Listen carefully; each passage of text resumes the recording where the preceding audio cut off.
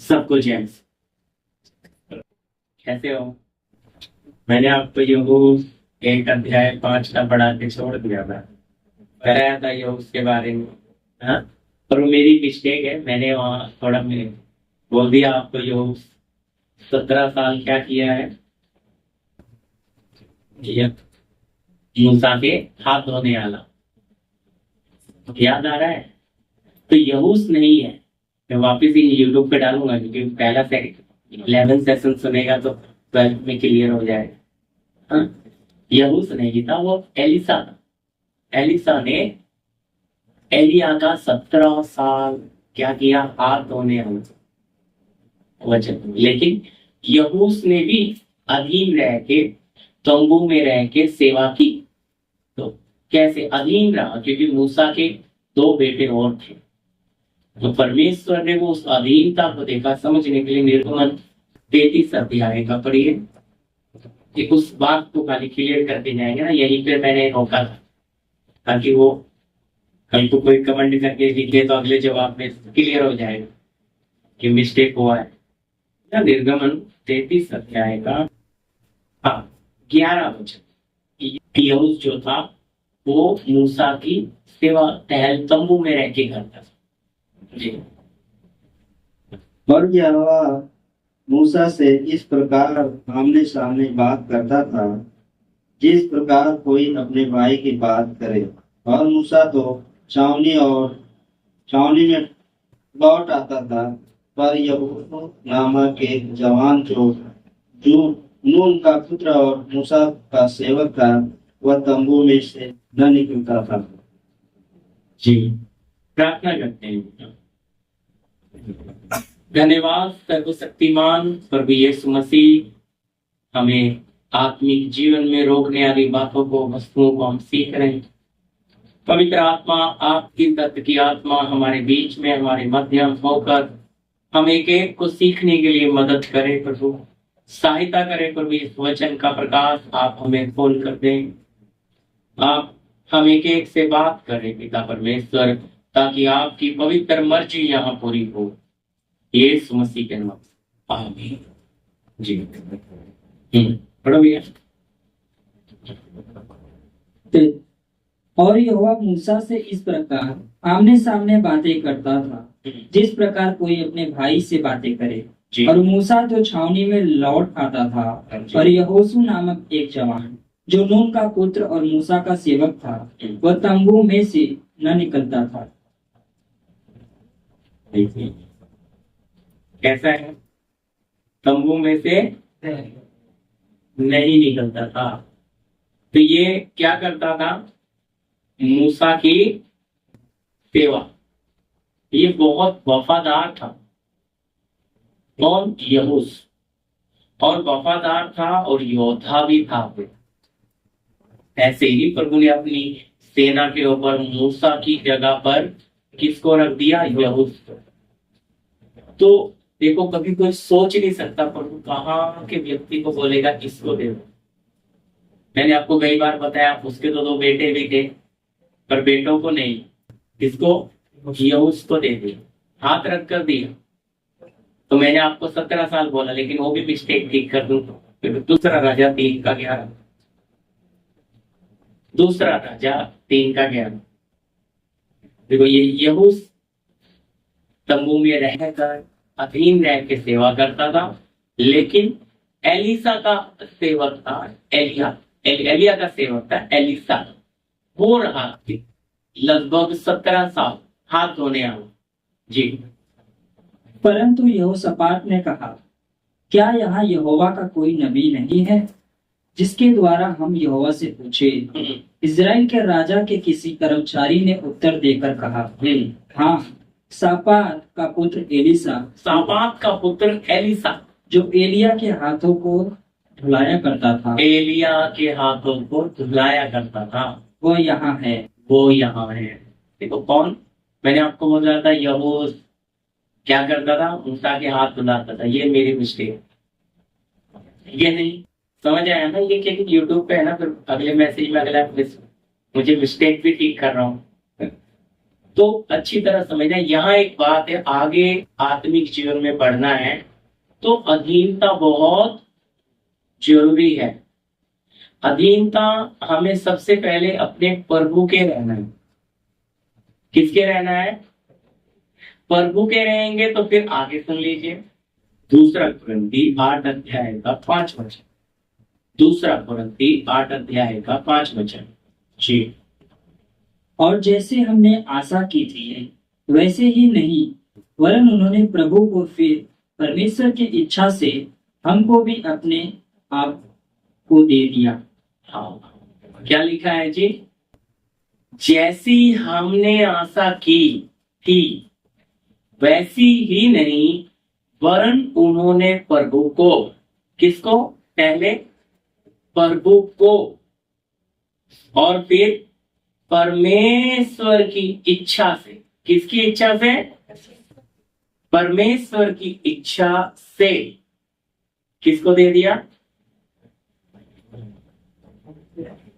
हमको अपने आप को दे दिया। प्रेरितों को, सेवकों को अपना जीवन कब दे दिया? पिता की इच्छा। पहले आपका मेल किससे होना है? परमेश्वर। पहले आप प्रभु को, प्रभु के मन को, प्रभु की इच्छा को जानना है। फिर आपका मनुष्य स्वभाव निकालने के लिए प्रभु की मर्जी से आपको किसी के अधीन जाना है। आपने अपना जीवन किसी के हाथ में सौंपना है कि मुझे आप करेक्ट करने का आपको पूरा अधिकार, अथॉरिटी, यानी कि मुझे सही करो, ये अथॉरिटी मैं आपको देता हूं। समझ आ रहा ना? अभी अपने शरीर को जीवित और प्रभु को भावता हुआ बलिदान करके चढ़ाओ, यही तुम्हारी आत्मिक सेवा है। तो ये एक चीज आती है, जब तक आप इस तरह नहीं सौंपेंगे तो सबसे बड़ी दिक्कत तो इधर आती है अपने आप को परमेश्वर को सौंपने में। हाँ जी, सुनील भैया, परमेश्वर को कैसे सौंपे हम अपने आप? प्रभु को कैसा चाहिए आप? है ना, रोमी 12 अध्याय का क्या लिखा है? अपने शरीरों को जीवित और परमेश्वर को भावता हुआ क्या करो? तो उसको अच्छा लगने वाला बलिदान अगर आपको चढ़ाना है, कैसे चढ़ाओ?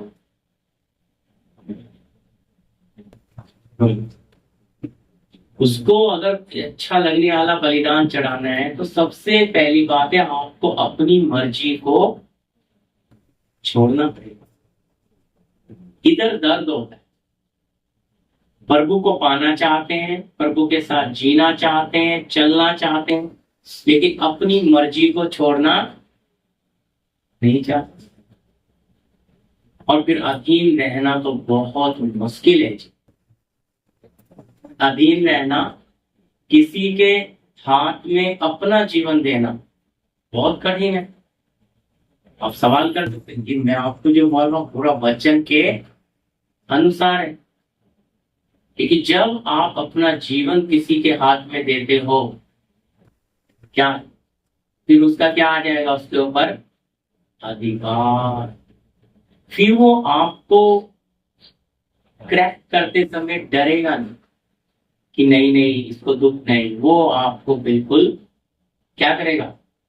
अभी आप पड़ोसी के बच्चे ने गलती करी और आपके बच्चे ने गलती करी, दोनों को पिटाई कर सकते हो क्या? अपने बच्चे को मार लोगे, पड़ोसी के लिए लेकर जाकर उसके बाप को। सच है, अगर उसके बच्चे को भी मार दिया तो सारा परिवार आ जाएगा लड़ने हमारे बच्चे को। क्यों? सच है, क्यों? क्योंकि वो अपना, जब कोई अपना जीवन सौंप देता है तो पहले ही सोच लेता है कि अब मेरी गलतियां जब सेवक बताएगा तो मुझे उसे सहना, खाली सहना नहीं, छोड़ना भी पड़ेगा। वो गलतियां चलेंगी नहीं। तो ये कैसे? फिर कैसे? भाई प्रभु ने हमें सबसे ऊंची सेवा दी, वो सेवा है कि मेल मिलाप की सेवा।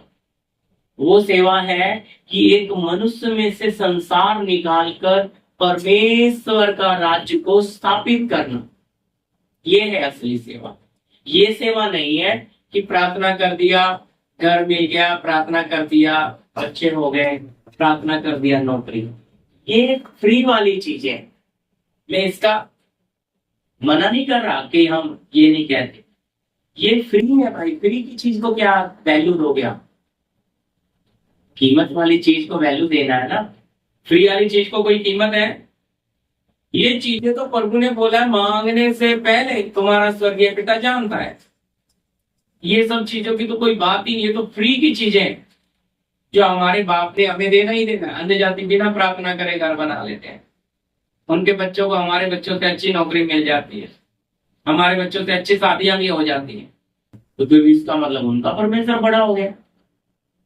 शरीर की बातों से हम प्रभु की तुलना कर नहीं सकते।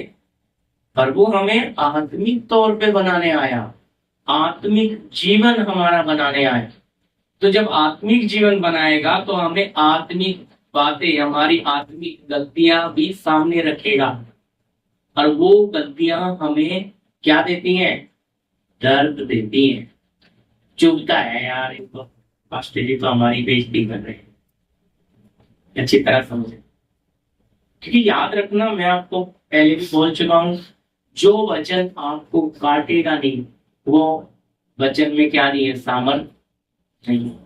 वचन जो आपकी गलती आपको दिखाएगा वो ही बिना मिलावट का वचन।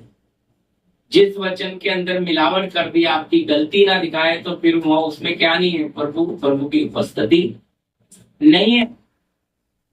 इसलिए वचन कहता है, पौलुस लिखते हैं भी, अंत के दिनों में लोग खरा उपदेश सह नहीं सकेंगे। क्या नहीं कर पाएंगे? सहना मुश्किल हो जाएगा। कहेंगे नहीं नहीं, ये तो कठोर बातें हैं, इन्हें कौन सहेगा?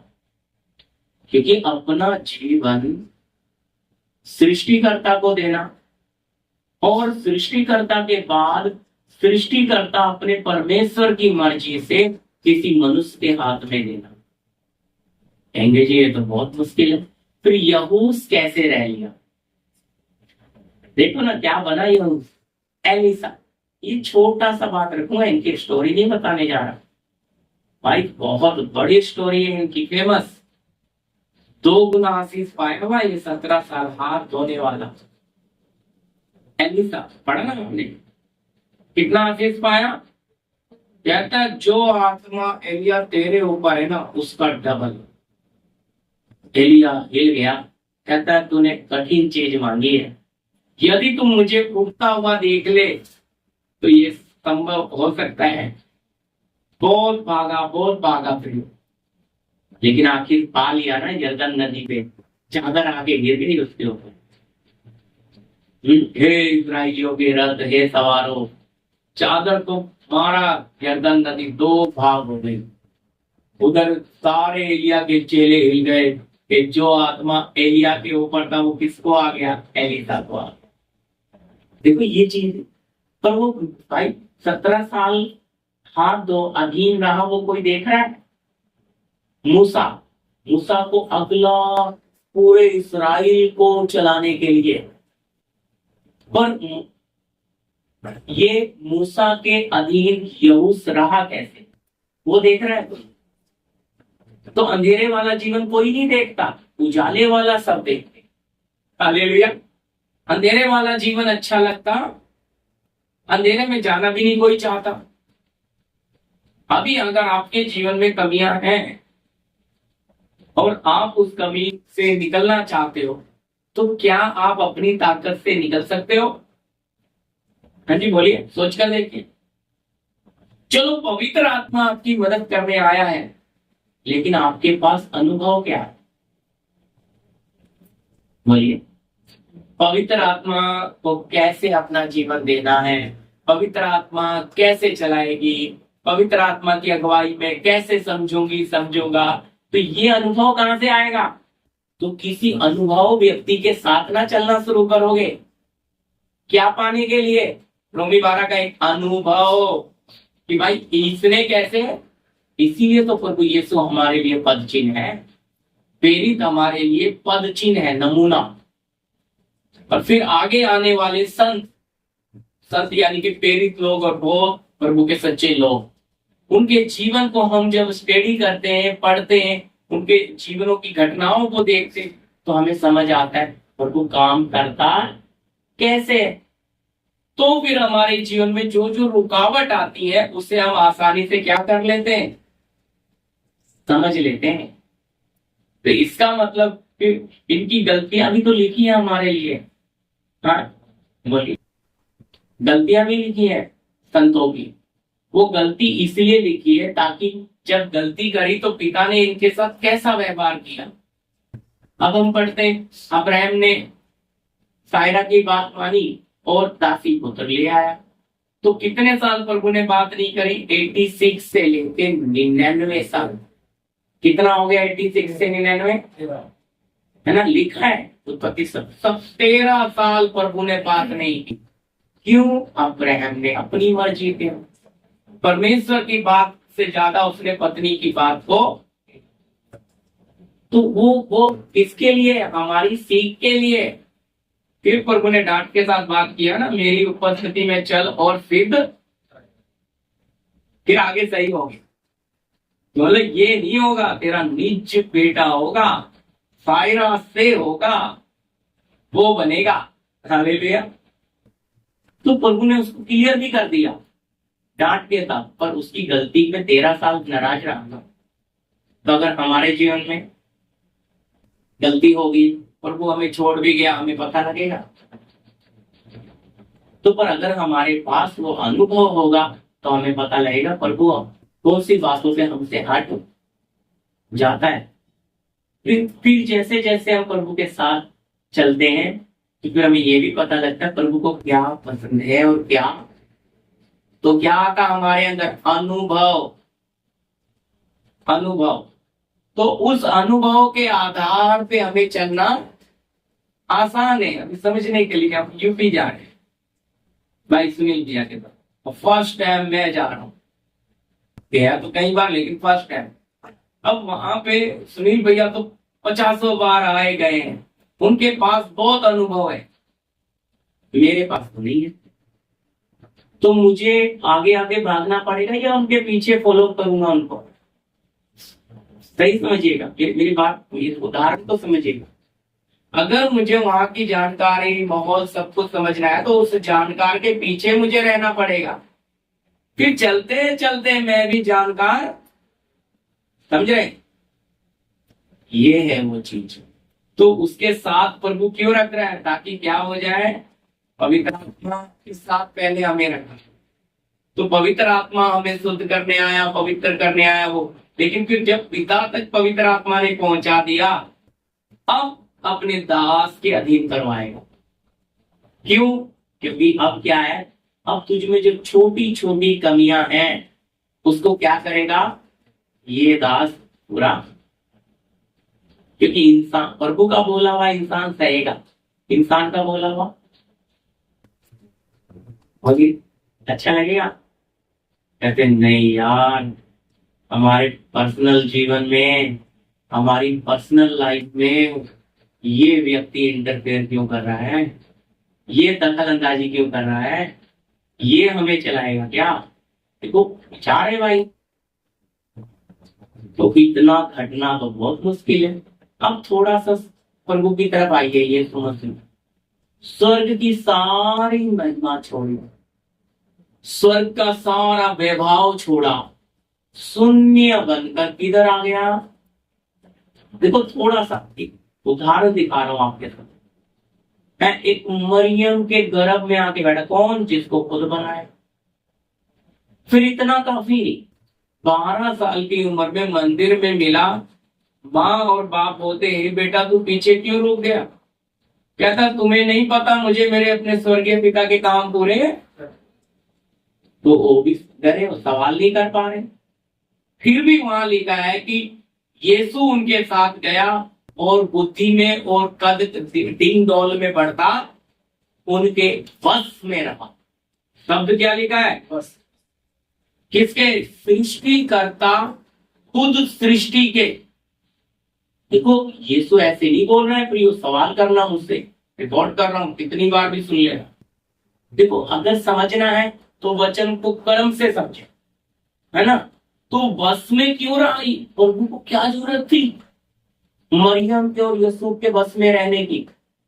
यही तो है असली चीज। फिर चलो ये भी छोड़ो, 30 साल का हो गया, अभी मंदिर में सेवा करनी है, तो क्या करना है? मनुष्य के हाथ के नीचे जाना है। यरदन नदी में पहुंच गया। अब जब यरदन नदी में पहुंच गया किनारे में, तो यमुना बपतिस्मा दाता कहता है, हे प्रभु मुझे तो तेरे हाथ से, लेकिन यीशु कहता है अब तो ऐसा ही होने दे, हमें इसी प्रकार से सब धार्मिकताएं पूरी करनी है। कहता है मैं तो उसकी जूती के बंद को खोलने के योग्य भी नहीं हूं। हालेलुया, इतना हमारा प्रभु। अब किसके, यमुना जिसको पिता ने बनाया, अब उसके हाथ के नीचे आके तब स्वर्ग से आवाज आई। क्या आवाज आई? ये मेरा जिससे मैं बहुत प्रसन्न हूं। समझ आया ना? विश्वास बिना उसे पसंद करना। तो अनुभव कितने साल लगे यीशु को? देखो जी, अभी 6 भाई बहन थे, सबसे बड़ा था, तो जरूर छोटे भाई बहन ना बड़ी चुगली करते हैं हमेशा। सारा ठीकरा बड़े के ऊपर ही फूटता है, ये फिक्स है जी। और जब बड़े के ऊपर ही फूटता है तो और बीच वाला भी रगड़ा जाता है, लेकिन छोटा बड़ा बचता है, क्योंकि वो लाडला भी होता है और उसकी सारी चुगली जाती है। अब इसका मतलब यीशु घर में भी कैसे रह रहा है? फ्रीडम में रह रहा है क्या? तकलीफ है उसे, फिर भी अब उनका झूठ। और यूसुफ बड़ा ही है, कारपेंटर है, भाई कारपेंटर है, तो वो भी गुस्सा उतारता होगा। जब छोटे आके बोल रहे हैं तो उनके ऊपर गुस्सा। फिर भी यीशु उनके बस में कौन है? सृष्टिकर्ता। तो हमें वचन को कर्म से समझना है। मैं आपको ये नहीं कह रहा कि, लेकिन आपको पहले प्रभु तक पहुंचना है, फिर प्रभु की मर्जी से कि प्रभु हम किस सेवक को अपना जीवन सौंपे कि वो हमें सही करे। हम किसको ये अधिकार दें कि हमारे आत्मिक जीवन में रोकने वाली बातों को क्लियर करे, हमारा मेल आपसे कराए, कल्पनाओं में ना चले, भावनाओं में ना चले, हमें अनुभव के साथ चले। ये लिखा है रोमी 12 का। मैं जब बैठूं तो अगर मुझे उपस्थिति नहीं मिलती तो मुझे वो सेवक बोल जिसके साथ में बैठूंगी और मुझे उपस्थिति चाहिए। समझ आ गई बात? ये फिर आपका होगा। तो भी प्रभु बोलेगा नहीं, आप खाली देखो अधीनता वो होती है। अभी बहुत लोग कलीसिया में आते हैं जाते हैं, सब मेरे अधीन नहीं है। सबका हिसाब मैं नहीं देने वाला हूं, क्योंकि मैं तो उसी का दूंगा जो आके अपना जीवन सौंपा होगा, मैं उसका पूरा रिस्पॉन्स। समझे? क्यों? उसने दिया है प्रभु के सामने मुझे, तो मुझे उसका क्या देना है? पूरा हिसाब कि भाई इस व्यक्ति ने आके अब मुझे उसके लिए क्या करना है, पूरा। देखो दयाशंकर जी मुझे बोलते हैं कई बार, बोला मोची ने अपना काम कर दिया, पर बनाने वाले से बड़ा कोई हो सकता है? मैंने बोला देखो मत करो प्रभु, जब उनका विश्वास अच्छा है। बोले नहीं, पूरा 1 साल 2 महीना हो गया उनको ऐसे हालात में, और उनकी पत्नी ने बहुत साथ दिया। भाई याद रखना, कोई नहीं जल्दी देता। अब आँख की रोशनी चली जाए तो आदमी क्या हो गया है? मोहताज हो गया है। फिर उसके बाद प्रभु में बिल्कुल प्रभु के दया से खड़े रहे। उनका विश्वास क्या नहीं हुआ? गया नहीं। फिर उसका कृपा दी, प्रभु ने थोड़ा थोड़ा उनको दूर का दिखने लगा, दिखते दिखते दिखते फिर उनको गाँव गए। अब आए तो उन्होंने 2 दिन से रिक्शा चला रहे। कल आए मुझे बुलाया रिक्शा, कल मुझे बोरा ही छोड़ा उन्होंने। प्रभु ने किसने, देखो नायर हॉस्पिटल छोटा नहीं है। क्या बोल दिया? अब तुम कभी देख तो बताओ, वो मोची तो है, कितना भी बड़ा डॉक्टर हो, क्या हमारे प्रभु से बड़ा कोई डॉक्टर हो सकता है? कल वो मुझे बहुत कृपा प्रभु से दे रहा है। तो मेरा एक बोलने का मतलब, जब ये कुम्हार हमें क्या करता है तो मिट्टी सवाल, ये बात अगर आपके दिल में आ जाए मैं कह रहा हूं अगर कोई कमजोर होता ना दया शंकर प्रजापति की जगह, वो कब का छोड़ पीछे हट गया होता। सोच कर देखिए ना, बहुत तकलीफ उठाई उनकी तरफ आपके लिए, ये उनका परख था। हमें ये नहीं कहता सब अलग अलग प्रकार से प्रभु परखता है, पर अगर हमें ये पता लग जाए कि इससे बड़ा कोई है ही नहीं, फिर क्या बोलोगे आप? कहीं और सोचोगे? भाई जब सबसे लास्ट यही है तो सबसे पहले इसी के पास जाते हैं, बाकी के पास क्यों सर पटकना? जो करेगा तो यही करेगा। अगर डॉक्टरों के द्वारा भी कुछ होना है तो वो ही करेगा, याद रखिए, उससे बड़ा कोई है ही नहीं। तो इसलिए बहुत लोग अपने प्रभु की पहचान में ही नहीं आते। वो ये नहीं जानते कि हमारा प्रभु क्या कर सकता है। तो ये देखो मेरा बोलने का उसका विश्वास, उसने कभी नहीं कहा मुझे कि पास्टर जी मेरी आंखों के लिए प्रार्थना, पर मैंने भी कभी नहीं कहा प्रभु रोशनी आए। मैंने बोला प्रभु तेरी मर्जी पूरी हो जाए। वो ये बोला ऐसा ही रहेगा तो भी चलेगा, प्रभु की मर्जी पूरी हो। इतना थोड़ी किसी के, पर ये वचन खाए हुए व्यक्ति में एक अंदरूनी ताकत होती है, जिसे पता है कि मेरा प्रभु कभी भी मेरे साथ, हमारा प्रभु हमारे साथ कभी अन्याय नहीं कर सकता। वो न्याय ईश्वर है। हमें कई बार लगेगा कि प्रभु अन्याय कर रहा है, नहीं, उसके पीछे प्रभु का क्या है। देखा ना यूसुफ की स्टोरी आपने पढ़ी है, जोसेफ की। क्या लगा, मेरे भाइयों ने बेच दिया, कपड़े निकाल लिए सब, लेकिन लास्ट में कहता तुम नहीं हो कुएं में डालने वाले, तुम नहीं, वो तो परमेश्वर ही है, तुम्हारे प्राणों के लिए मुझे आगे। देखो कैसा एकदम पासा पलट गया। इसी तरह जब हमारे साथ हालात बिगड़ते तो हमें क्या लगता है, उसने ऐसा किया, इसने चुगली करी, उसने, पर इसलिए हम इस खड्डे में गिर गए। पर खड्डे में गिरने वाला कौन है? वो हाथ यूसुफ ने कहाँ देखा?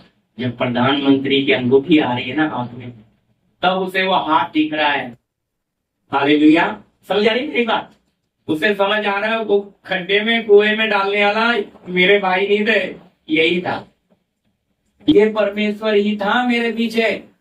इसने तो सपने दिखाए थे कि तेरे भाई बहन माता पिता सब क्या कर रहे हैं, दंडवत बोले आके खड़े होकर, तो सब इसके तो पूरा भी किया उसी ने। तो याद रखना, अगर हम अपने प्रभु के हाथ के नीचे दीनता से बने रहें, ये एक बहुत ऐसी चीज मैं आपको बता रहा हूं, आत्मिक जीवन में बढ़ने वाली बात। कि आज लोग क्यों नहीं बढ़ रहे? वो सुनकर तो चल रहे हैं, लेकिन उनके पास अपना अनुभव बोलने के लिए हम पूछे कि भाई संजय जी क्या उपस्थिति मिलती है प्रभु की? जी बस चल रहे हैं भैया। वो अनुभव नहीं बता पाएंगे, बुरा नहीं मानते क्या? ऐसा नहीं होता भाई, अनुभव नहीं बता पाएंगे। कैसा? मैं बोलूं सविता बहन आपका अनुभव, बोली भैया बस चल रहा है। सच है कि नहीं बोलिए? वो अनुभव कब आएगा भाई? वो अनुभव तो साथ चलने से आता है। कैसे आता है? इसलिए ना चेले बोल पाए। देखो पढ़ लीजिए यौनस मार्कुस की 3 का 14। तब उसने 12 पुरुषों को नियुक्त किया कि वे उसके साथ साथ रहे और वह उन्हें भेजे कि वे प्रचार करें। जी, क्या लिखा है? प्रभु यीशु मसीह ने सबसे पहले अपने 12 चेले चुने और उनको क्या किया? अपने साथ साथ। अब ये समझ आ रहा है ना, साथ रहना क्यों? साथ रहने से क्या मिलेगा? उसके स्वभाव को समझ पाएंगे और साथ रहने से पता लगेगा उसकी मर्जी क्या है। तो भी चाहता ठीक है प्रदीप जी, अभी आप मेरे साथ बहुत रह लिए, अभी आप फलाने दास के अधीन रहो। मैं बोला प्रभु नहीं, मुझे तो तेरे ही अधीन रहना है, मुझे तू ही ठीक कर। प्रभु कहेगा नहीं, जैसे मैं चला ऐसे ही प्रदीप जी आपको चलना है। मैं मनुष्य के अधीन रहा, मैं सर्वशक्तिमान होके पिता का एक लौता होके रहा, तो प्रदीप जी आपको भी रहना। समझ आ रही ना मेरी बात? अब मैं कहूँ नहीं प्रभु सब बातों में ठीक है, मनुष्य के हाथ अधीन क्यों जाना है? आप करो ना मुझे करेक्ट, आप करो मुझे सही, जो मेरी गलती है मुझे बताओ, मैं डायरेक्ट भाई ये शॉर्टकट प्रभु के पास। समझ आ रही ना मेरी बात? क्योंकि हमारे अंदर जो मैं है खुद ही ये बर्दाश्त नहीं करती कि मेरी पर्सनल बातों में कोई मनुष्य इंटरफेयर करे। राइट? समझ आ रही है बात? मेरे व्यक्तिगत जीवन में कोई इंसान दखल अंदाजी करे, ये मुझे बिल्कुल पसंद नहीं है। ये तो कठिन है, आप कहेंगे जी बहुत कड़वा दे रहे हो आज। देखो ये में आपको तो भाई उपस्थिति चाहिए ना आपको, फिर आपको ऐसे थोड़े शून्य बनोगे आप। गीत गाते हैं ना, शून्य से लेकर तूने मुझे रचेगा ना, फिर शून्य कब बनोगे? जब एक इंसान फिर वो आपको ग्रहण करेगा। हालेलुया। तो ग्रहण कैसे करेगा? याद रखना इस वचन से, अपने दिमाग से नहीं। और अगर वो अपने लाभ का कारण आपको बनाता है तो वो पाप करता है और उसका न्याय प्रभु देख लेगा। हालेलुया। उसके लिए चिंता नहीं करना कि अगर मैं किसी मनुष्य के अधीन जाऊंगा वो मुझे अपना फायदा बनाएगा, तो फायदा बनाएगा तो प्रभु उसका न्याय, क्योंकि सेवकों को कोई इस दशा में फायदा नहीं है।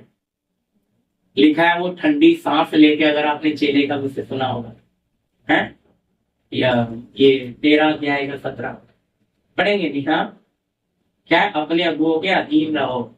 और वो ये काम कैसे करे? ठंडी सांस के बिना।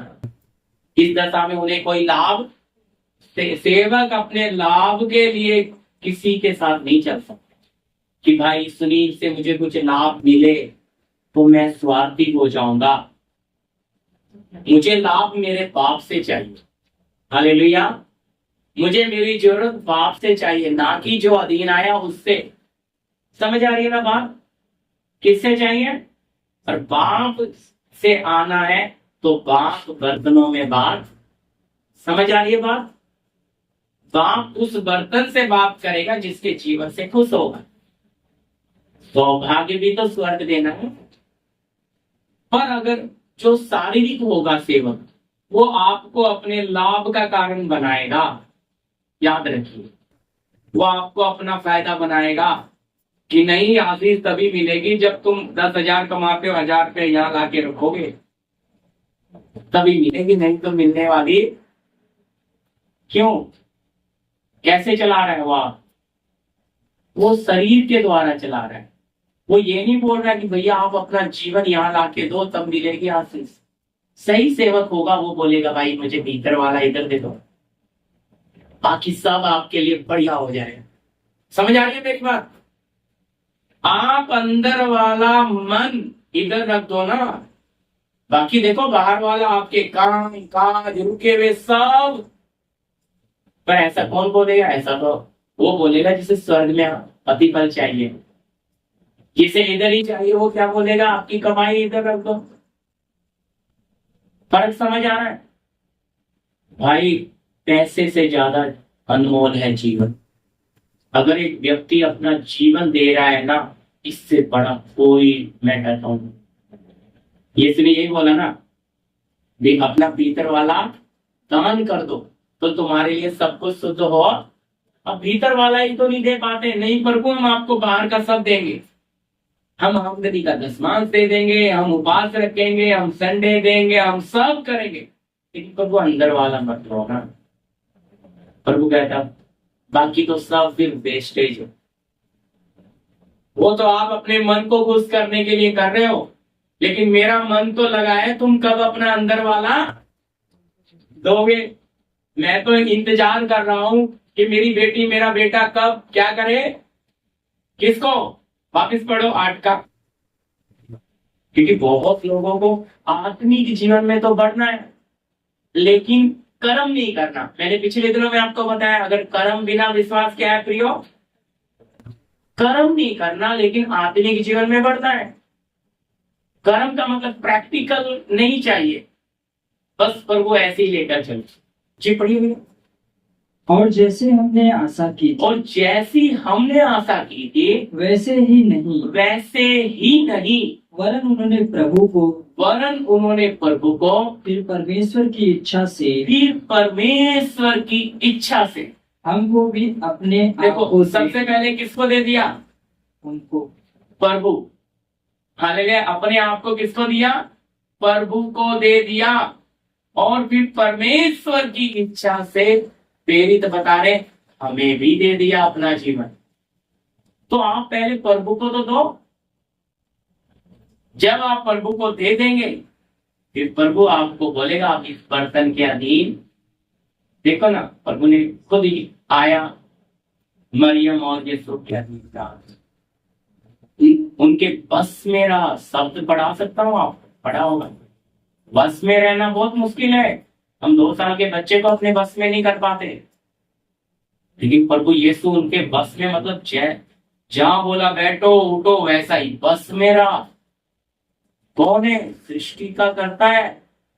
और हमें तो बस में जाना बहुत मुश्किल है। फिर अब बस में जाने का मतलब क्या है? बोलो। आप अपने दिमाग से चलोगे नहीं, फिर वो आपको चला रहा है। चलाने का मतलब है वो आपको इस वचन के डायरेक्शन दे रहा है। भाई ये है अगुवाई, ऐसा जीवन चाहिए प्रभु को। इस तरह से आप भावता और बलिदान करके चढ़ाओ। ये आदत आपके प्रभु को पसंद नहीं है, ये नेचर आपके प्रभु को पसंद नहीं है, ये स्वभाव आपके प्रभु को पसंद नहीं है। फिर वो क्या करेगा? सेवक आपको काटना किससे? याद रखना, वचन की तलवार से। और वो काटता जाएगा और आप छाटते जाओगे, आप बनते जाओ। समझे? क्योंकि आपने दिया ना अपना जीवन, और दिया नहीं है तो काटेंगे तो ओहो, ये तो हमेशा मेरे ऊपर ही वचन मारते हैं, ये तो मेरी गलतियां ही बताते हैं बस। क्योंकि दिया नहीं ना जीवन। दिया हुआ व्यक्ति नम्र बन के ग्रहण करता है। आप प्रभु आईने में देखते ही अपने आप को ठीक करने में लग, लेकिन जिसने जीवन सौंपा नहीं वो मानेगा अपनी गलती, वो ठीक बनता है। कहते क्या फर्स्ट एक ही वचन देता रहता है, क्या हमेशा यही वो बोर लगता है उनको अच्छा लगता। क्यों नहीं अच्छा लगता? क्योंकि उनकी शारीरिकता को चाहिए सुख। और सेवक बोल रहा है आप ये रास्ता पकड़ो तंग मार्ग, तुम्हारा मनुष्य स्वभाव बदलेगा। और शारीरिकता बोलती है नहीं नहीं, चौड़ा मार्ग में चलो, वो ज्यादा बेहतर है, उसमें मन मर्जी है, आनंद है, रिश्तेदार है, मजा ही मजा है। और पवित्र आत्मा बोलता है सकरे मार्ग में चलो, तुम्हारे जीवन में डिसिप्लिन आएगा, तुम्हारा आत्मिक जीवन सही बनेगा। अब बताओ फंस गए तो मन में। पिछली बार बताया था एलिया बोलता है कब तक 2 विचार में पड़े रहोगे? अगर बाल है तो उधर हो जाओ, अगर यहोवा है तो उधर हो जाओ। ये हालत हमारा मन हमें बड़े धोखे में रखता है, ये हमें एक तरफ होने देता ही। अब जब तक 2 मन में पड़े तो पिता से मेल हो सकता है? बहुत मुश्किल है। अब जब पिता से नहीं हुआ फिर किसी इंसान के अधीन हो सकते हैं? बहुत मुश्किल है। मैं आपको सच कह रहा हूं, बाप के हाथ में पड़ना वचन कहता है भयंकर बात है। इब्रानी में लिखा है जीवते परमेश्वर के हाथ में पड़ना भयंकर बात है। वो दया करेगा, और जब उस भयंकर से निकल के आएगा ना, इतना टूट जाता है फिर बर्तन इंसान के भी अधीन। क्योंकि अब अपनी मन मर्जी खत्म हो, अब अपनी इच्छाएं खत्म, प्रभु वैसा बना कर ही अधीन जा, फिर उसके जीवन। इसका मतलब प्रभु ने अभी क्या कर दिया? देखते हैं ना, कोई चीज जैसे वो ये बोतल है, ये कंपनी में बनी, अब जैसी बन गई तो अभी भाई क्या होगा? एक वो बेल्ट सी रहती है वहां कंपनियों में, तो उस पर चेकिंग के लिए जाएंगे। कहाँ पे? काउंटर पे, जहाँ चेक होता है, अच्छे से चेक होगा कहीं से डैमेज तो नहीं है, कहीं से इसमें डिफेक्ट तो नहीं है। फिर वो चेक होने के बाद इस पे स्टैंप लगेगा, रैंप पर चिपकेगा, तब वो आगे जाए। अगर उसमें कोई डिफेक्ट है तो वो उधर ही चेक काउंटर पे रिजेक्ट हो जाएगी कि भाई इसमें डिफेक्ट आ है। तो अब प्रभु क्या कर रहा है? पूरी रगड़ाई करके बर्तन के हाथ में डाल देता है, अब चेक कर। और वो चेक करता है खुद ही है क्या इसमें, बड़ापन है इसमें, स्वार्थ है इसमें, ये मरा भी है या नहीं। अगर मर गया तो भी मनुष्य के अधीन रह गए। पता कर सब कुछ प्रभु रहा है, याद रखिए, लेकिन प्रभु आपको डबल चेक क्यों कर रहा है भाई? अब कहीं इसमें वो मिट्टी का स्वभाव थोड़ा सा बचा तो नहीं है। हालेलुया, महिमा सारी प्रभु को ही है। ये सेवक के हाथ में जाने से वो और भी उनको क्लीन कर रहे, एक प्रमाण दे रहे हैं कि उनके अंदर मैं खत्म हो गई, उनके अंदर खुद ही खत्म हो गई, उनके अंदर शारीरिकता, लालच, मोह माया खत्म तब गए हैं। ऐसे कौन जानेगा? पहली सदी की कलीसिया में इतनी उपस्थिति इसीलिए थी कि वो इन चीजों को क्या करते थे, मानते थे। ज्ञान नहीं था पर उपस्थिति बड़ी थी। क्या थी? प्रभु की आत्मा का प्रमाण था। तो प्रमाण चाहिए तो आज क्यों नहीं मिलता? हाँ जी, आज क्यों नहीं मिलता? क्योंकि आज लोग प्रभु के ही अधीन नहीं है। सेवकों के होना तो फिर बहुत मुश्किल है। पहले अपने बनाने वाले के साथ वफादारी दिखानी पड़ेगी। बनाने वाले के साथ वफादार हो गए, फिर बाकी चीजों में हमें कोई फैल कर ही नहीं सकता। मैं ये कहूँ, समझ आ रही है? इसलिए पहले किसको दे रहे हैं? प्रभु को, और फिर परमेश्वर की इच्छा से अपने आप को, हमको, यानी कि प्रेरितों को, सेवकों को, तो ये जीवन सौंपेंगे तो और खरा बनेगा। अभी देखिए, दो बच्चे हैं, एक को बहुत डिसिप्लिन में रखा है, एक के ऊपर हमेशा छड़ी है, और एक को ऐसे ही छोड़ दी। एक बना लोफर, टपोरी, पूरा कर चोर, और एक बना बहुत अच्छा अफसर। अब वो बड़ा हुए, दोनों को बिठा के पूछो, बेटा बचपन में ज्यादा प्यार पापा से कौन कर दो? जो मन मर्जी में जाने होगा, मेरे पापा मुझे बहुत प्यार, मेरी माँ मुझे कभी नहीं मुझे मारा, कभी नहीं, इसीलिए आज इतने बिगड़े ही हम। उसे पूछेंगे बेटा तू, नहीं मेरे माँ बाप मुझे बहुत बुरे लगते थे, पर अब कैसे लग रहे हैं? आप तो बहुत अच्छे लग रहे। उन्होंने, अगर उन्होंने ऐसा ना किया होता तो आज मैं भी इसके जैसा हूं। इसलिए वचन में लिखा, अनुशासन की छड़ी। जो बच्चे ऐसे ही छोड़ दिए जाते हैं, वो अपनी माता पिता के लिए लज्जा का कारण। मैं आपको वचन से बोल रहा हूं, अपनी तरफ से कुछ नहीं बोल रहा मिलावट कर, क्योंकि माँ बाप का बोला उन्हें अच्छा नहीं लगता है। कहते तुम तो हमारे लाइफ में दखल अंदाजी करते हो। भाई उन्हें हक है, जन्म दिया है, और अगर आज वो नहीं बोलेंगे तो आने वाले दिन में दुनिया के सामने आपका जीवन तमाशा बने। जितना माँ बाप हमें अच्छा कर सकते हैं, उतना अच्छा कोई हमें कर नहीं सकता। इसलिए जब हमारे माँ बाप हमारी गलती हमें बोले तो हमें वो नम्रता से मान लेना चाहिए, क्योंकि उनको दिख रहा है तो दूसरों को भी तो दिख रहा होगा। फिर यो समझ आ रही है बात? पर हम, अरे तुम बोलते रहते हो, कोई कुछ नहीं होता, हम उनको तुच्छ समझते हैं। यही चीज है परमेश्वर का रहना। प्रभु हमें मनुष्य के हाथ में डालता, जब आपने सेवक के हाथ में दे दिया तो सेवक आपको आराम से क्या करेगा? करेक्ट करता जाएगा। ये होना, अगर भाई हम चाहते हैं, हमारे अंदर वो मन है कि प्रभु हम भी आपकी उपस्थिति में चलना चाहते हैं, हम भी आपको अनुभव करना चाहते हैं। रोमी 12:1-2 में हम भी अनुभव से आपकी मर्जी को जानना चाहते हैं। तो जैसा मैंने बोला, भाई सुनील के साथ मैं जा रहा हूँ यूपी, अब वो अनुभव भी है, मेरे पास जीरो, मुझे उनके साथ साथ चलना पड़ेगा। है मैं अकेला कोई व्यवहार कर, क्योंकि मेरे पास क्या नहीं है? बेशक बुद्धि है, ज्ञान है, पैसा है, सब होगा, लेकिन क्या नहीं है? अनुभव में जीरो हूं। है समझे ना? अभी बच्चे जाते हैं इंटरव्यू देने, ग्रेजुएशन हो गया, हाँ हो गया, एकदम बढ़िया, डिप्लोमा हो गया, कभी भी नौकरी किया है? नहीं। क्या है? फ्रेश है, न्यू है, ठीक है। फिर उसको पहले 3 दिन ट्रेनिंग देते हैं, फिर उसको जीरो पेमेंट पे रखते हैं जी, बहुत कम। क्यों? प्रेशर है, इसको कुछ आता ही नहीं। जी मैं इतना पढ़ा हूं, मुझे जीरो पे क्यों रख रहे हो? कहते नहीं जी, अभी तुम्हारे पास क्या नहीं है? अनुभव नहीं। मालूम है? इसलिए कंपनी वाले बायोडाटा क्यों मांगते हैं? देखे तो सही इसने कहाँ कहाँ काम किया है, प्रेशर है, इसने कुछ नॉलेज है या नहीं है। तो उसमें क्या मिल जाता है उनको? रेफरेंस मिल जाता है, भाई हाँ इसने यहाँ यहाँ धक्के खाए हैं, ये कंपनी में इसने, इसके पास है अनुभव, आ जा इसके ऊपर हमें सर ज्यादा पटकना क्यों? ये जानकार है। भाई भाई सुनील भैया सोचेंगे अरे यार प्रदीप भैया पहली बार जा रहे, तो मेरी जिम्मेवारी है उन्हें संभालना है पूरा, तो बोझ बना रहूंगा। हमें 10 बार गया हूँ उनके साथ जा, अरे सब घूम लेंगे, कोई चिंता नहीं, वो फ्री होके चलेंगे। जैसे समझ आती मेरी बात? क्योंकि उन्हें पता है अब प्रदीप भाई अनजान नहीं है, वो 10 बार गया है, उसके पास वहां का क्या है, जानकारी है। तो इसलिए अब मैं फर्स्ट टाइम जा रहा हूं तो क्या हो जाऊंगा? समझ आई ना मेरी बात? तो उस ले जाने वाले के ऊपर एक बोझ हो, जिम्मेवारी हो भी, नहीं मैं लेके जा रहा हूं, जैसे लेके जा रहा है ऐसा लाना हो।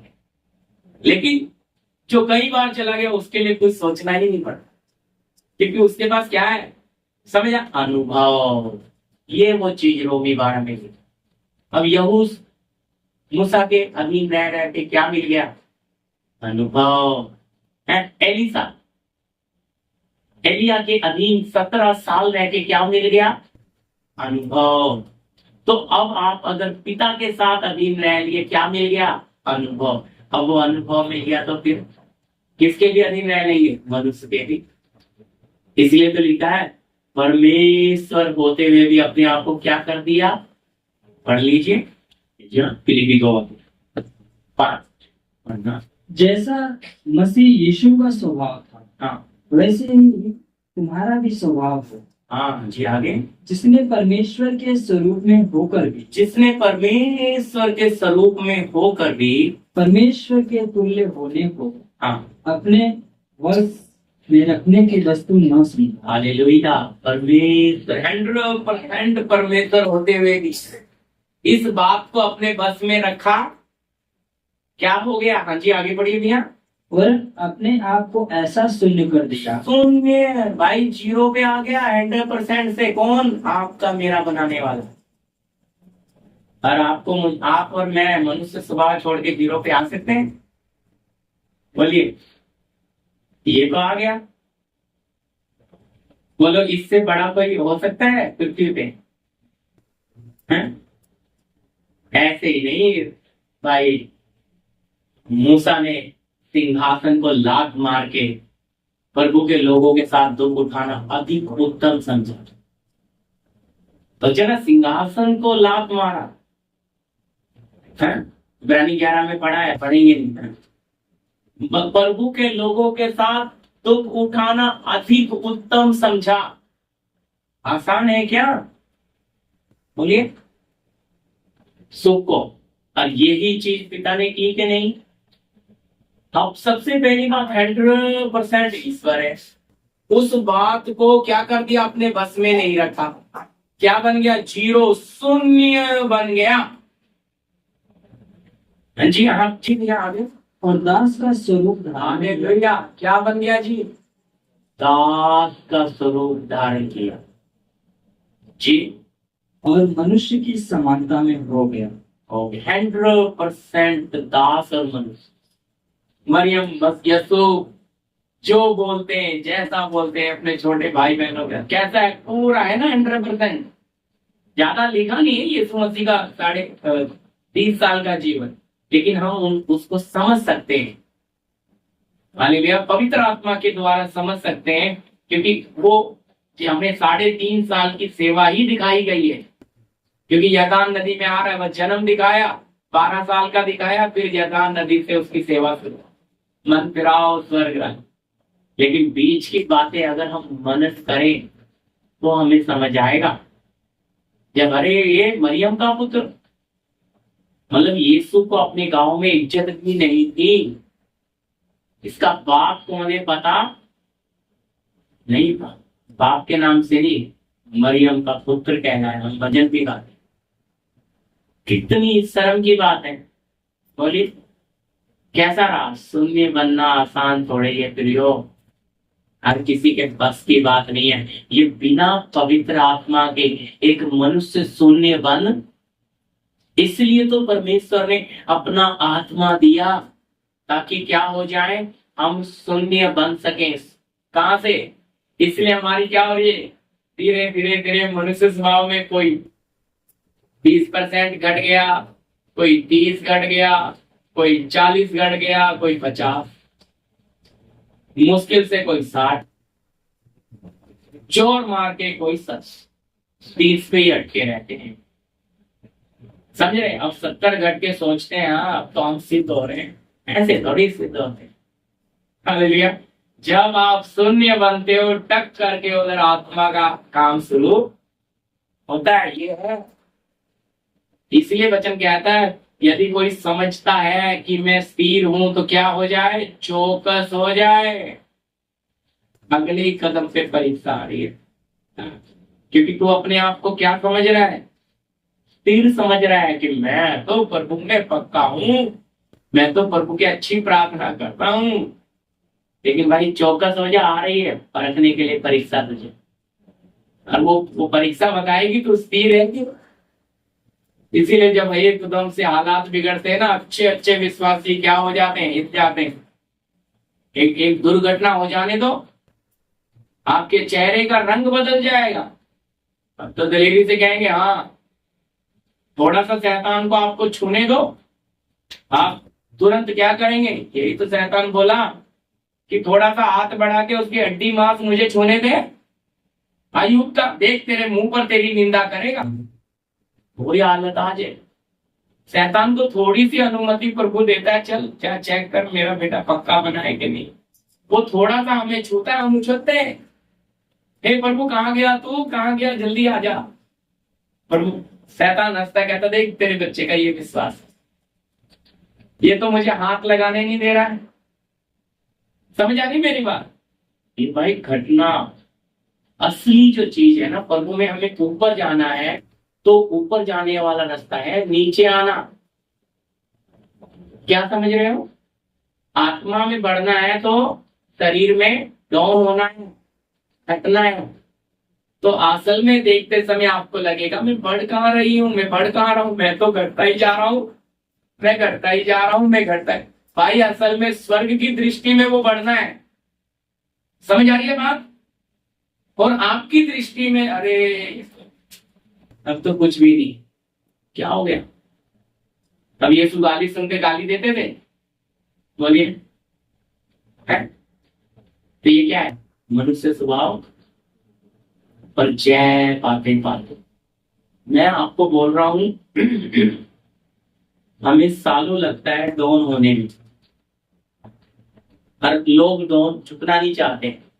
वो चाहते नहीं नहीं हम जैसे हैं वैसा ही बना, हमें कहीं से काटो मत, हमारी आदत को छुओ मत, हमारे स्वभाव को बोलो मत, हमें हमारी मन मर्जी करने दो, हमें उपस्थिति से कुछ नहीं लेना, हमें प्रभु का नाम मिल गया काफी है।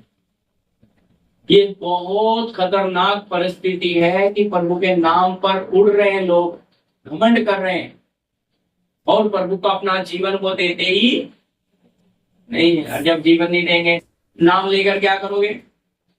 हमारे पंजाब में बहुत है, मैं नाम लिया हुआ, नाम लिया हुआ, नाम लिया हुआ। मतलब नाम ले लिया तो बस पक्का, अब मैं उसका हो गया, कंफर्म टिकट है। बपतिस्मा ले लिया तो नाम ले लिया मैंने, अब मैं उसका हो गया। लेकिन उसके गुण हैं, उसका स्वभाव है, उसका नेचर है, उसके आत्मा के फल हैं नहीं जी। तो कैसे आप उसके, जब आपके अंदर उसका गुण नहीं आया, आपके अंदर उसका नेचर नहीं आया, आपके अंदर उसका 10% भी नहीं दिख रहा, तो क्या पूरी बजते उठाया जाएगा ये व्यक्ति? बोलिए, क्योंकि क्या नहीं हुआ, वो घटा ही नहीं, और जो घटा नहीं वो बढ़ेगा भी। समझ आ रही मेरी बात?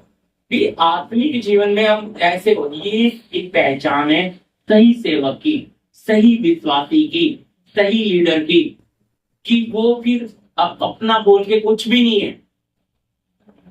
इज्जत मिले तो भी धन्यवाद, ना मिले तो भी, नुकसान हो जाए तो भी धन्यवाद, नहीं हो तो भी, सब कुछ पर होता है। मैं भी उसका हूं, बीमारी आ गई तो भी धन्यवाद, प्रभु धन्यवाद, इस बीमारी से मुझे क्या सिखा रहा है, पर बहुत कठिन है भाई ऐसा धन्यवाद देना। सुख में तो सब दे दे, दुख में देना हाँ हाँ अंदर से नहीं आएगा, ऊपर से ऊपर के मन से बोल देंगे धन्यवाद, अंदर से बस ये प्रभु जल्दी छुड़ा देगा, प्रभु जल्दी निकाल दे, इस समस्या में दम घुट रहा है, इसमें हमें अच्छा लगे, जल्दी निकालो इस मुसीबत से, हैं जल्दी मिला दो कोई काम, जल्दी कर दो। अंदर हम कुड़कुड़ा रहे दबा के, और ऊपर से कहते नहीं नहीं हम तो धन्यवाद प्रभु को, काम छूट गया कोई बात नहीं, प्रभु दूसरा देगा। अंदर ही प्रभु इतना अच्छा था, उससे भी अच्छा दिलाना भी है। अंदर कुछ है और बाहर ये है वो जो यहाँ दिखता है दुर्चित जीवन। ऐसे भी प्रभु के लोग होते हैं प्रियो, जो मसीह में रहकर कैसा जीवन जीते, दुर्चित, दो तरफा। ऊपर से दिखाते हैं प्रभु को बेपनाह प्यार करते हैं, और फिर याकूब लिखता है वो ऐसे हैं जो बड़ी लहर के समान, उनका विश्वास तो बड़ा लेकिन किनारे में आती खत्म। ऐसा मैं नहीं वचन कह रहा है, मैं नहीं कह रहा हूँ, हालेलुया। ऐसे हैं, आप उनको धीरे धीरे समझो, आप तो इतना विश्वासी, और जब वो किनारे पे पहुंचेगा ना तब तुम्हें पता लगेगा ये कितना बड़ा था, क्योंकि क्या नहीं हुआ, जैसे हाथी के दांत दिखाने के कुछ और खाने के, ये हालत है विश्वासियों की। ये है क्योंकि जीवन नहीं, हमें प्रभु चाहिए। प्रभु आपसे एक ही चीज तो मांग रहा है कि भाई अपना जीवन मुझे दे दो। ये बात देने के लिए बड़ा मुश्किल है। प्रभु कहता है मैंने तो सोचा नहीं, मैंने तो फट से अपना जीवन तुम्हें दे दिया। दिया कि नहीं दिया? लिखा है ना यमुना 3:16, सबको याद होना चाहिए। परमेश्वर ने जगत से ऐसा प्रेम किया कि अपना इकलौता पुत्र, ताकि जो कोई उस पर वो नाश ना हो परंतु अनंत जीवन पाए। हालेलुया, उसने दिया। अब देकर कहता है मैंने तो दे दिया, अब तुम भी दो। हम कहते हैं ना प्रभु हमें थोड़ा समय दे दो ना। ठीक है, ले लो समय। समय मांगते मांगते सर के बाल पक जाते, फिर भी हमारा समय पूरा प्रभु चुप ही रहता है। क्या उसका स्वभाव है प्रियो, वो कभी हमसे जबरदस्ती करेगा नहीं करेगा, पर वो चाहता है कि हम क्या करें, अपना जीवन भावता हुआ बनाकर। भाने का मतलब होता है कि भाई इसलिए बातें आती हैं हमारे पहन देख पर, और देख पर, हमारे खान पान पर, सब चीजों में एक डिसिप्लिन आता है। क्योंकि प्रभु के लोग अगर हम धर्मी हैं तो हमारा पहरावा भी क्या होना है, धर्मी। ताकि अगर हमारा पहरावा धर्मी नहीं होगा तो क्या होगा लोगों में, देखो ये दिखाते हैं धर्मी, ये तो शारीरिक लोग हैं, फिर ये हो। इसलिए हमारा खाली जीवन ही नहीं, जीवन के साथ क्या भी लग रहा है, फिर पहनना होना। जिस कपड़े में याजक मंदिर के अंदर जाता था उस कपड़े में काम नहीं करता। पढ़कर देखना पुराना नहीं, वहां जाएगा, होदी में हाथ पैर धोएगा, कपड़ा बदलेगा, दूसरे कपड़े में काम करेगा। मंदिर के लिए अलग कपड़ा, बाहर के लिए अलग कपड़ा। तो ये कानून बना के दिया था प्रभु ने। तो मसीह जब अपनी कलीसिया में चलता है, प्रकाशित वाक्य पार्टी देखना, कहाँ तक का कपड़ा पहनता, बोलिए पैर तक का। ठीक है प्रिय, पैर तक का कपड़ा पहनता है, इसका महत्व समझते हैं गोरे में। पर वो कलीसिया में ताकि क्या आए, पवित्रता ही आए। बाहर यूनिफॉर्म है, भाई का कपड़ा दिया है तो क्या बहन नहीं पहनेगी? बोलो पहनेगी भाई। अगर हमारी बेटी आर्मी में चली जाए, क्या आर्मी का ड्रेस नहीं पहनेगी? वो पुलिस में चली जाए, क्या पैंट शर्ट वो नहीं पहनेगी? पहनना है भाई, उसको नौकरी है। ठीक है, घूमने फिरने में वो अलग है। अब हम नाइट, घर में हम नाइटी पहनते हैं, सिस्टर जी रख दीजिए, हम नाइटी पहनते हैं, तो क्या उसी नाइटी में घर में प्रार्थना में आके बैठेंगे? प्रभु ने बोला मंदिर बनाते समय ऊपर कोई चढ़ेगा, पढ़कर देखना, कहता है उसको डबल कपड़ा पहनाना, उसका नंगा तन मेरे मंदिर पर गिरना। ऐसा लिखा है, मैं नहीं कह रहा मेरी तरफ से, मतलब जब ऊपर चढ़ के सुलेमान मंदिर बना रहा था ना, तो लिख कर दिया कि जब कोई ऊपर चढ़े तो चौकसी करना, उसका नंगा तन क्या ना हो, क्योंकि वो पहले टाइम में जो चोला ही पहनते थे, कपड़ा कहाँ था कोई। अभी जो नाइटी बोलते पहले टाइम पे बड़े बड़े होते, तो नीचे से क्या रहता था, पैर नंगे उगड़ा रहता था। कहता वो नंगा तन भी कहाँ नहीं गिरना है मेरे मंदिर पे, ऐसा लिखा है। तो हमें ये बातें कौन सिखाए। अब कहेंगे ये तो ऐसा थोड़ी होता है, पहले भाई पहले की बात अलग थी है, लेकिन क्या प्रभु हमारा बदल गया? बदल गया क्या? वही परमेश्वर है? तो इसलिए हम जैसे हमारे कपड़ों में भी धार्मिकता, ये हमारा प्रभु प्यार करता है। तो हम किससे किसे आदर दे रहे हैं? किसी मनुष्य को नहीं, अपने प्रभु को। हमारा प्रभु वास्तव में पवित्र है, इसलिए लिखा बिना पवित्रताई के कोई प्रभु को देख नहीं सकता।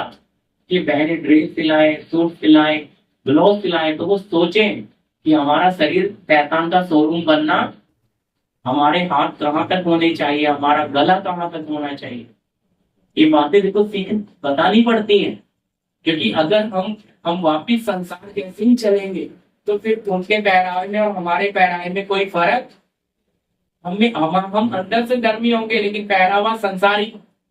तो सामने वाला हमारा पहरावा देख के क्या देखेगा, अरे ये तो क्या है,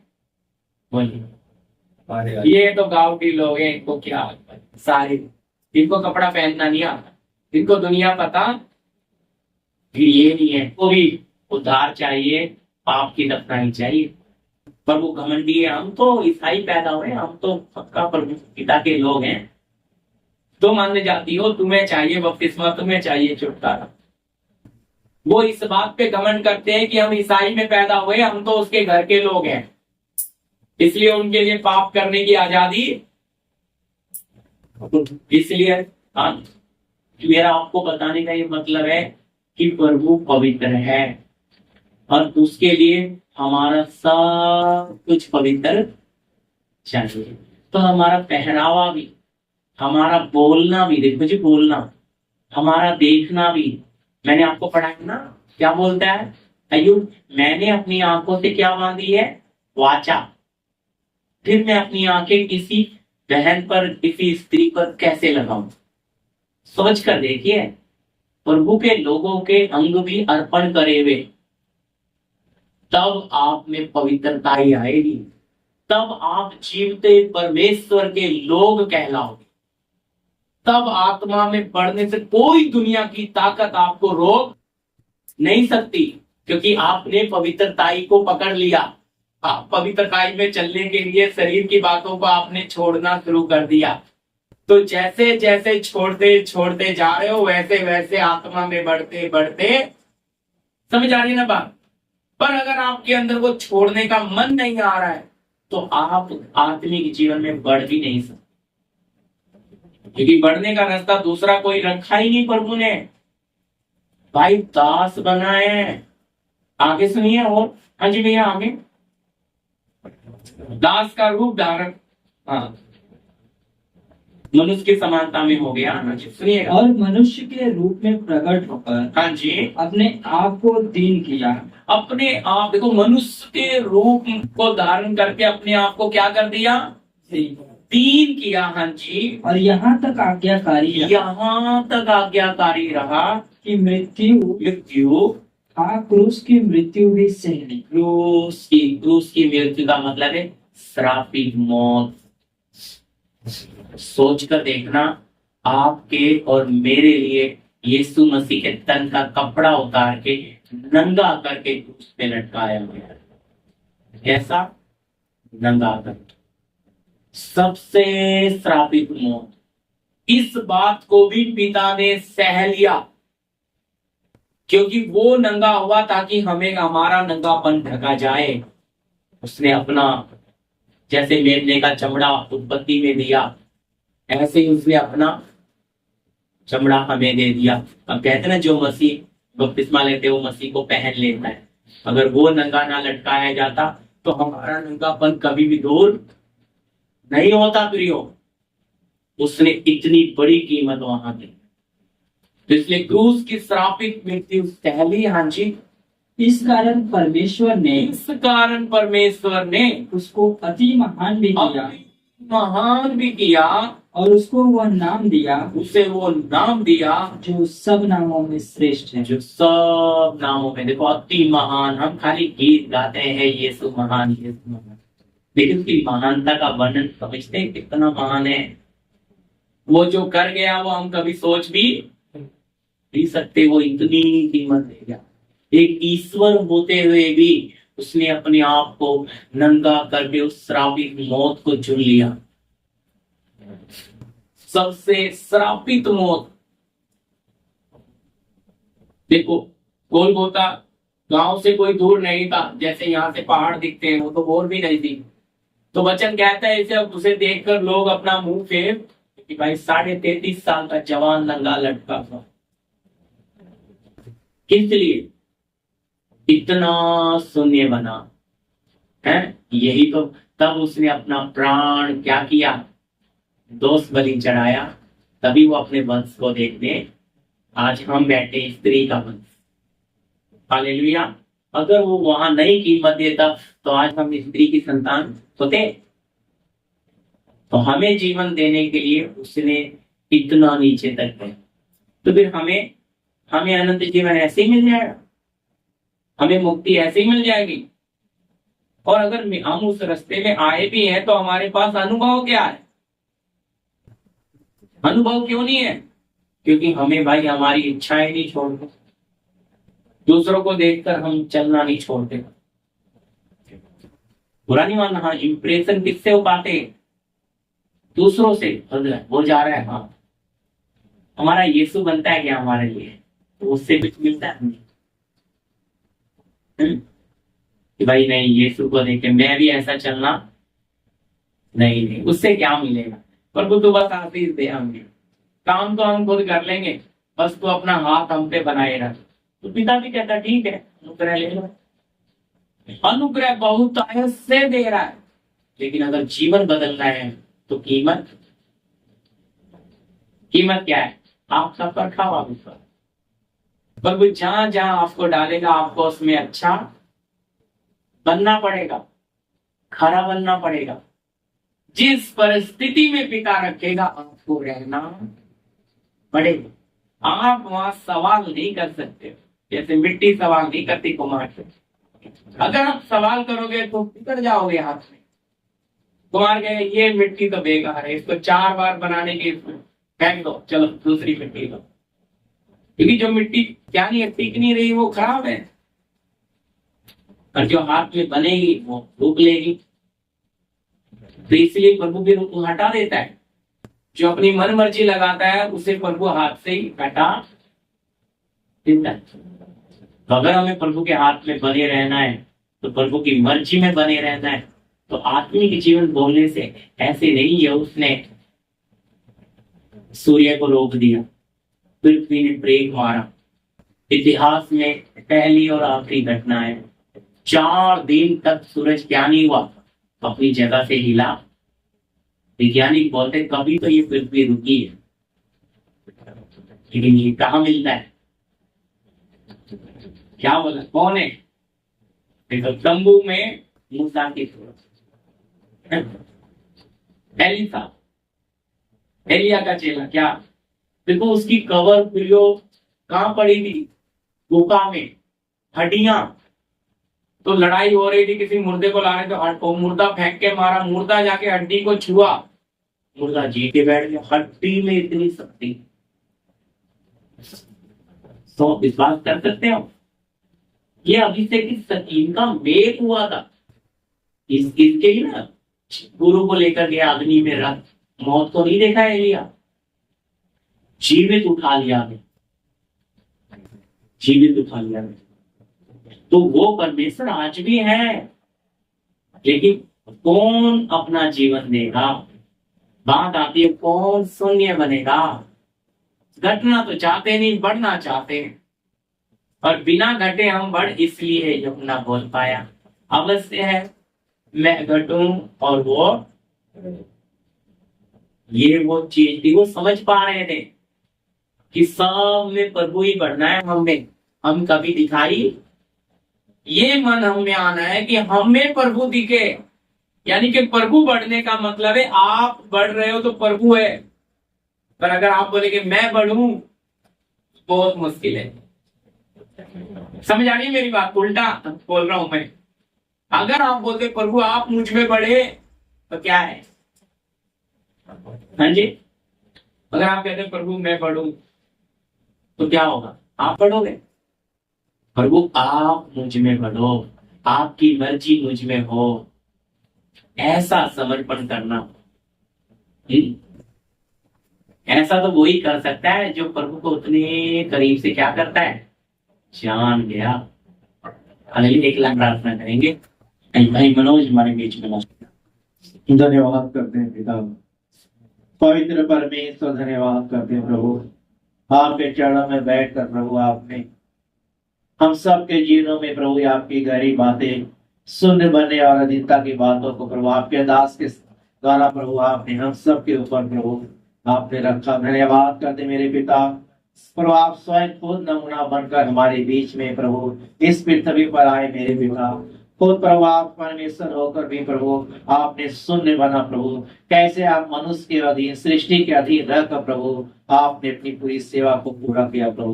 हम धन्यवाद करते याद करते हैं प्रभु, आपके संत लोग भी प्रभु उसी प्रकार नमूना बनकर हमारे लिए पश्चिम बन गए प्रभु।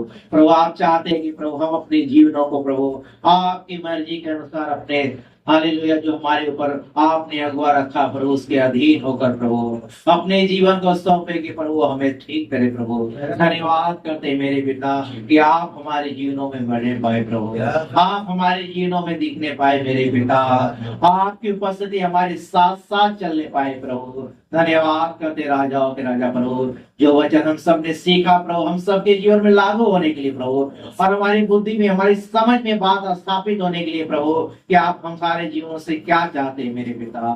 धन्यवाद करते प्रभु ये संदिग्धता की बातों को और एक शून्य बनकर छोटा बनकर चलने की बातों को प्रभु हमें सीख कर चलने के लिए प्रभु आप सहायता मदद करें प्रभु। हालेलुया। धन्यवाद करते आपके इस वचन के लिए प्रभु, हम आपका धन्यवाद करते प्रभु। आए हुए अनेक भाई बहनों के लिए प्रभु, आपके दास के लिए प्रभु, जो आपने बातें हम सबके ऊपर प्रकट की, सारी महिमा आदर आपको देते प्रभु। धन्यवाद करते पिता, सारी महिमा आदर आपको देते हुए प्रार्थना यीशु मसीह के नाम से मांगते हैं, आमीन। पिता का प्रेम, पुत्र का अनुग्रह, पवित्र आत्मा की सहभागिता, शांति हमारे साथ, तमाम संत लोगों के साथ प्रभु यीशु के दूसरे आमंत्रण को करें। आप सबको जय मसीह।